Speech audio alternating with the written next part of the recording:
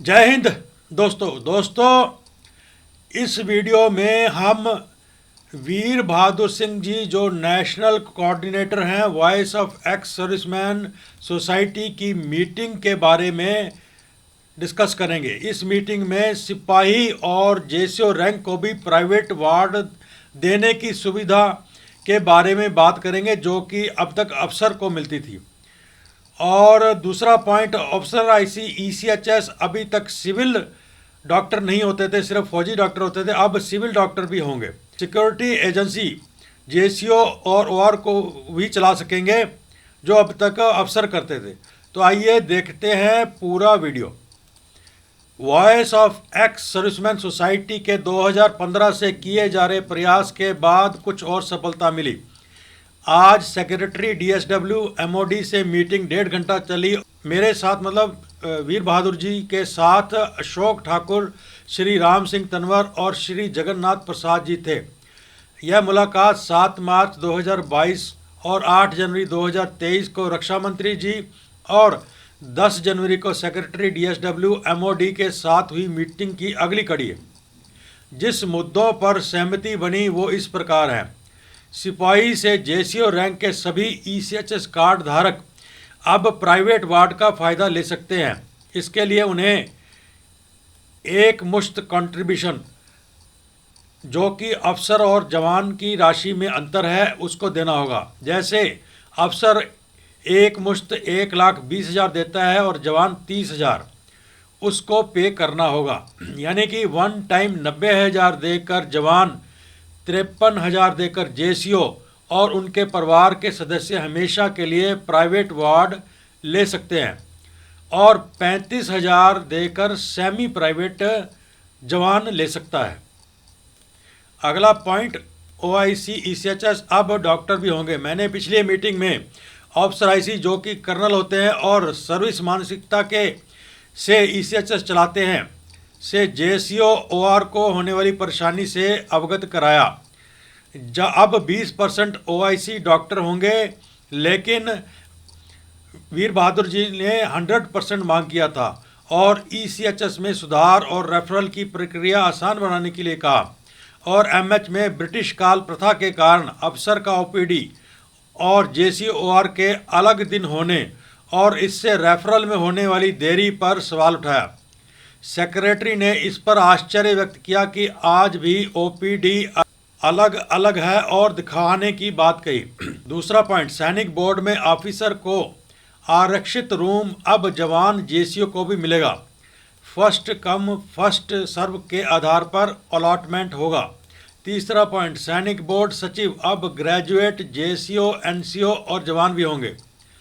चौथा पॉइंट, केंद्रीय सैनिक बोर्ड में अब जवान जेसीओ का प्रतिनिधित्व बढ़ाया जाएगा। इसी तरह राज्य सैनिक बोर्ड में भी प्रतिनिधित्व बढ़ेगा।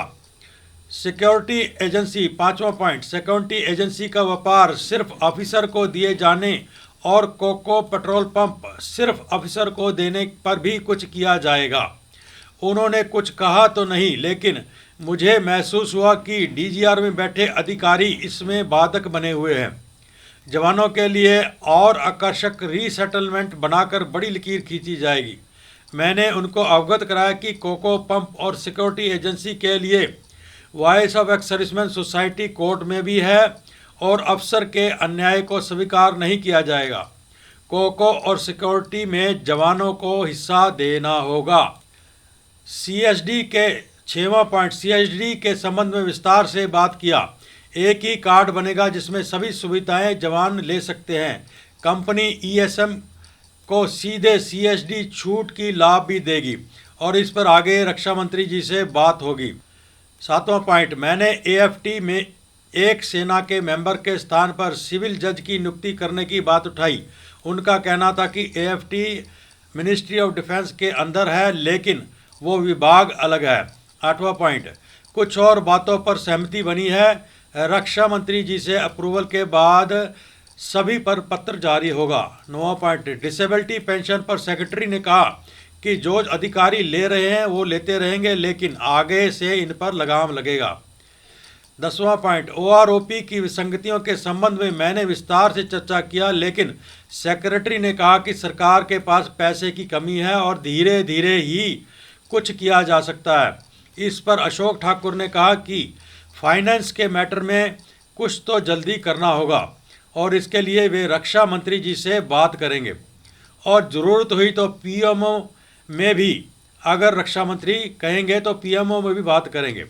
आज ही संगठन के हिमाचल के अध्यक्ष JS पटियाल साहिब ने एक मंत्री से मुलाकात किया और मंत्री जी ने कहा कि कोई एक पॉइंट दो जो मैं प्रधानमंत्री जी को बताऊं। वो पॉइंट दे दिया गया है। 11वां पॉइंट, मैंने पैसे बचाने के लिए मिलिट्री रिफॉर्म की बात कही और कहा कि MCO जैसे स्थान जो कि JCO NCO आराम से संभाल सकते हैं, वहाँ सैकड़ों कर्नल बैठा रखे हैं। इसी तरह कई अपॉइंटमेंट हैं जिसको JCO NCO चला सकते हैं।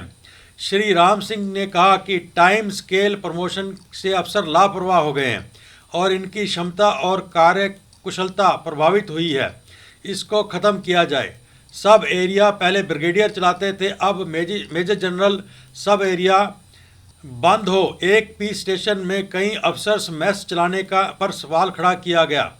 अफसर के रीएम्प्लॉयमेंट पर भी रोक लगे जहां उनके पास कोई काम नहीं है सिवाय सरकार के पैसे की बर्बादी की।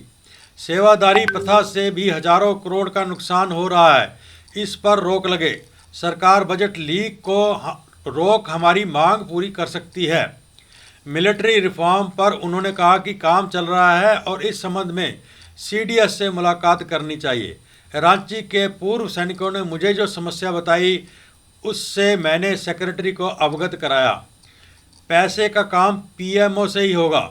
सभी से निवेदन है कि माननीय PM को भेजे जा रहे पोस्ट कार्ड अभियान में बढ़ चढ़ कर हिस्सा लें और 6 अगस्त 2023 को रामलीला मैदान में होने वाले प्रदर्शन में हिस्सा बने।